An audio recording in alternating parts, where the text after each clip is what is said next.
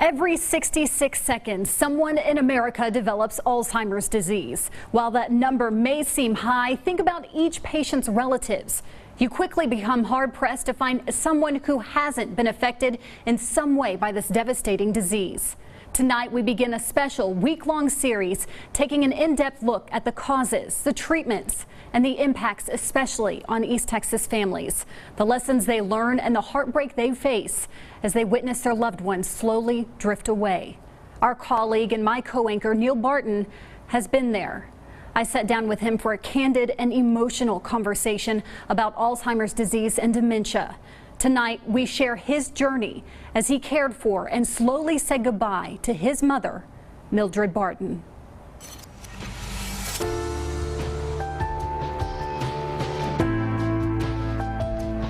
My mother was a choir teacher for many, many years down in Beaumont. That's how she and my dad met.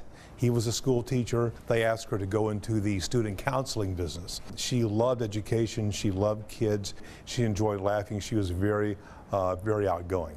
Mildred Barton lived her life fearlessly and to the fullest. She loved God, her husband, her only son, and her independence. My dad died back in 2010, and part of his deathbed wish was for my mom to move to the Tyler area and me take care of her. In the moment, Neil and his mother both agreed.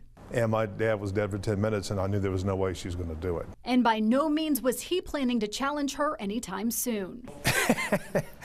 I'm a lot like my mother. My dad used to call me Little Mildred because she was extremely stubborn. You work with me, I'm extremely stubborn. Not at all. Not at all. And so it had to be her decision. Mildred continued to live life in her Lumberton home about a 3.5-hour drive southeast of Tyler. But 2 years ago, Neil said he began to notice a change. She started telling stories that didn't add up. My mother was always so truthful, so whatever she said you could take to the bank. He would call her every night to check in. But one night, she didn't answer.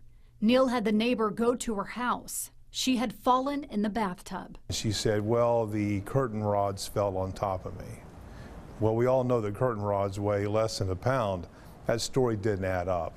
Neil said he knew it started getting serious last December. He and his wife always spent Christmas in Lumberton. Every year, they brought their dog, Bernie. One night, Neil and his mother were making Christmas plans over the phone. And I'm like, can we bring down Bernie? And in this real terse voice, she said, don't do this. Don't do this. Don't do this. I'm like, do what? That dog's dead. You know that dog is dead.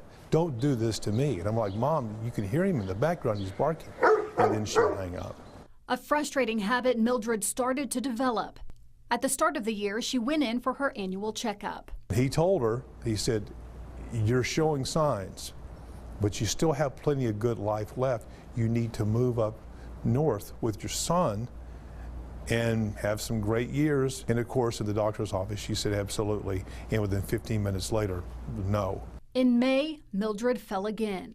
This last spring was not a good time. By the time they found her, she had been lying on the floor for 37 hours. Terrified but alive, she was rushed to the hospital. While in recovery, Mildred had made a decision. She said, I think it's time I come up to Tyler and live near you.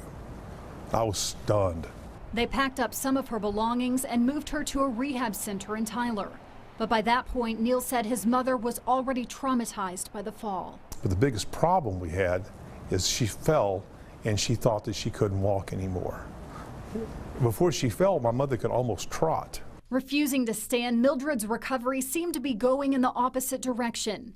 Neil visited his mother several times a day, but the staff would still call him constantly. We're trying to get your mom to get up. She won't. And I would have to talk to her like a teacher, like she talked to me. Mom, all of a sudden I was the parent. I'd have to go over and say, and discipline her. Even the things she loved the most seemed to be slipping away. They wheeled her up to a piano, and my mother was like a concert pianist, and she couldn't find middle C. And still refused to walk. I just couldn't believe that was the woman who was so strong, so tough. My mother just lying there, giving up. It was that moment Neil realized All he could do was be there for her. When you have someone who's suffering from dementia or Alzheimer's, you just need to let them have their own reality, because you're not going to change them. I mean, all you're going to do is fight. You're going to make it worse. Then Neil says the strangest thing happened, as if Mildred knew her time in this world was drawing to a close. She turned and she looked at me and she told me, "I love you." And she had that wry look that she used to always look. I mean, it looked like Mildred. She looked like she's 45 years old. Then she started talking about, "It's time for me to go home and be with your dad." Neil knew, like the millions of other adult children who have witnessed this disease slowly consume their parents' livelihood, his mother was slipping away. I mean, you're losing them. You are physically losing them. You are emotionally losing. That's the hardest. That's the damnedest part about it. It's that. On Friday evening, she said, "I love you," one more time. And that was the last time Neil saw his mother alive. Alzheimer's and dementia, it affects every person on the face of this earth. Someone knows someone. Do you think, now going through this, that there was a way that you could have better prepared, or is this just something that... This is something that, where did this come from? I mean, where did this come from? There's so much we don't know about it. Like with every disease, Neil hopes for a cure. Are we eating something wrong? Are we drinking something wrong? Are we not exercising right? What can be done? To anyone who hasn't felt the heartache of this disease, Neil describes, it's like you're on shore and your loved one is in a raft, drifting away. And you can reach out, you can't get them. Or you can tell them, "Hey, love you, work with me here," whatever. And it just bounces off. And every day, they drift out farther and farther and farther until they're gone, either here or physically. And that's the hardest part.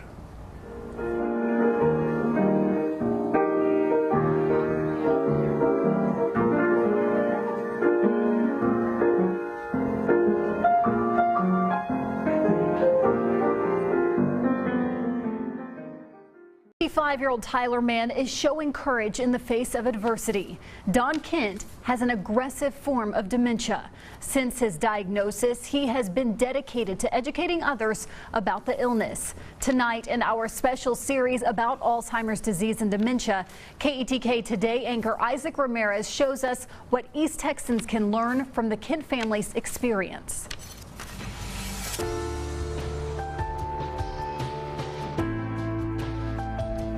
Don Kent is your average Texan.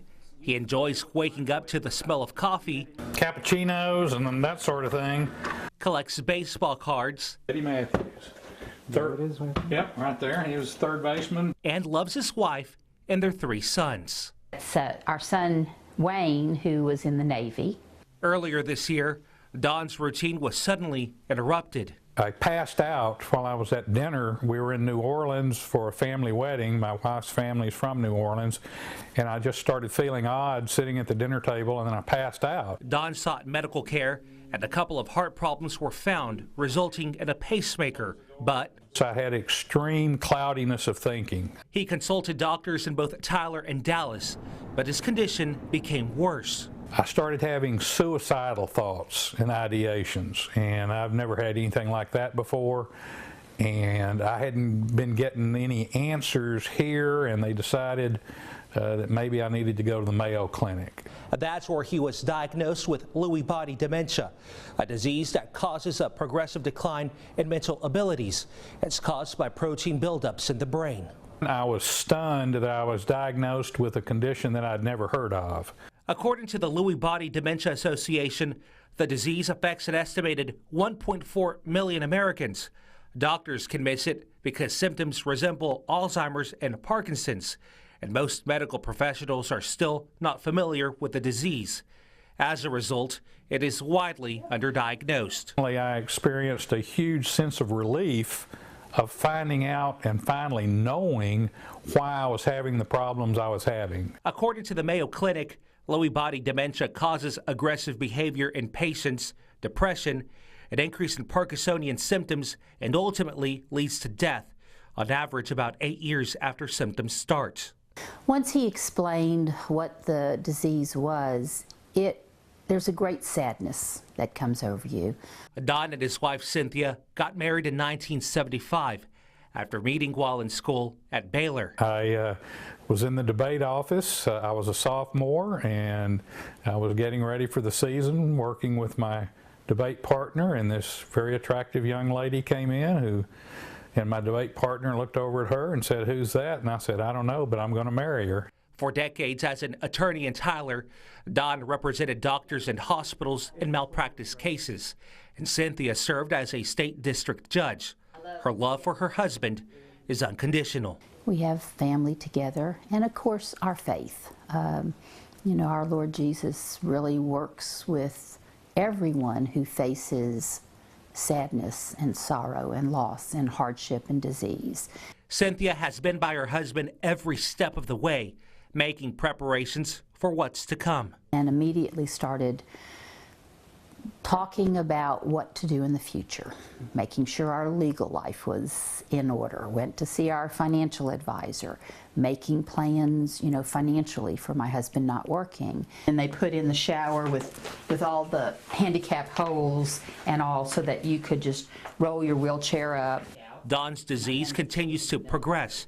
He's now experiencing auditory hallucinations. I was here on the couch and I thought I heard a train coming through the house. I mean, I even got up to went and I knew that didn't make sense, but yet to me, I was sensing and hearing a train chugging down the track coming into our house. Operating the microwave has also become a challenge. It's not really a memory issue, it's a cognitive issue of, I know I'm supposed to hit some buttons, but I can't remember which buttons in which order. And he's acting out his dreams. I'm being chased or I'm in a fight. And I physically act my dreams out. In fact, once I gave my wife a black eye. He's taking several prescriptions to slow the disease's progression, including turmeric as a supplement. In the highest intake happens in India. Per person intake of turmeric is the highest, and also the lowest rate of dementia in the world is in India. For now, Don is dedicating his life towards educating East Texans about the disease. I've been diagnosed with dementia. The calls stop. He recently spoke at Grand Rounds inside UT Health Northeast, a forum for doctors and medical students. I need to have a purpose, and this is my purpose, is to let people know about this. Don says he doesn't fear his future, but doesn't look forward to it either. I really don't want to be a burden on my family, but you know, you become a burden. Don and Cynthia spend their days looking at old photos,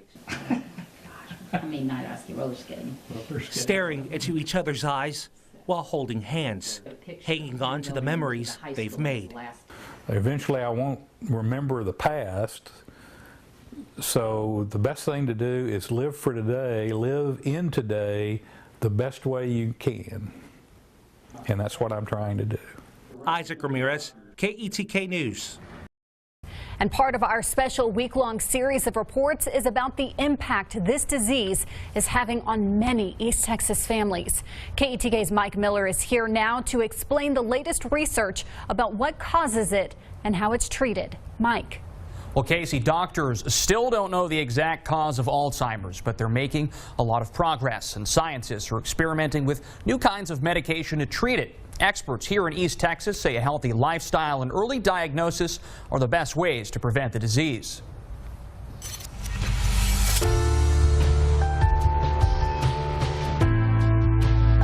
Researchers are working hard to find new ways to better diagnose, treat, and even prevent Alzheimer's disease. Dr. Andrew Schmidt, a professor at UT Tyler, compares it to a different medical mystery decades ago. When we think of the model of Alzheimer's disease, it might be good to think back towards the model of cancer when it was its early inception. In the 1940s and 1950s, it was considered pretty much a death knell. But now we look towards it. When we think of cancer, we think of early diagnosis, early identification, and treatment models, not necessarily a cure. Through brain imaging, scientists are learning more and more about the molecular and cellular changes going on inside someone with Alzheimer's disease. They believe something called plaques and tangles in the brain could be causing it. These plaques and tangles seem to prevent information from being transported throughout the brain. They are usually straight, like railroad tracks, and there's a tau protein that keeps these microtubules straight.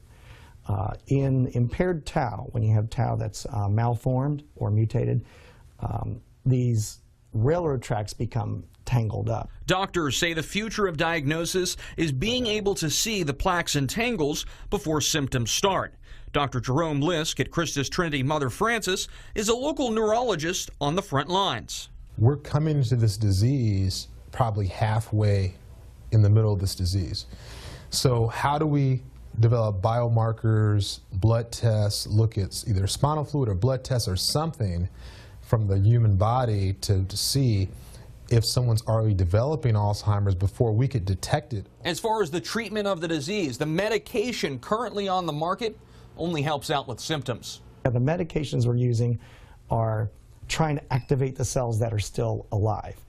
The next line of medications is focused on, can we prevent cell death or maybe reverse cell death? 2 of the medications in clinical trials right now will be game changers, and they'll probably be available around 2020, 2019. Doctors say the future of Alzheimer's treatment will involve treating the plaques and tangles in the brain. 10 years from now, there will be things out there that instead of just treating the symptoms, I think we'll be actually biochemically preventing the formation of plaques and tangles. And once again, doctors say the best way to combat Alzheimer's is to notice the signs early. I think the good thing is that there is more education than there was 10 or 20 years ago. And they say good nutrition, regular exercise, and social interaction are key to preventing the disease. Scientists and engineers are working on better molecular and cellular imaging systems so dementia can be found earlier. For more information about the latest studies on Alzheimer's, head to our website, easttexasmatters.com, and scroll down to the Don't Miss section of the homepage. Casey.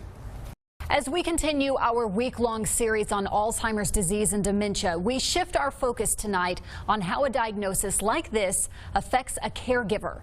KETK's Valerie Tysaner explains the toll it can take and ways the community can show their support.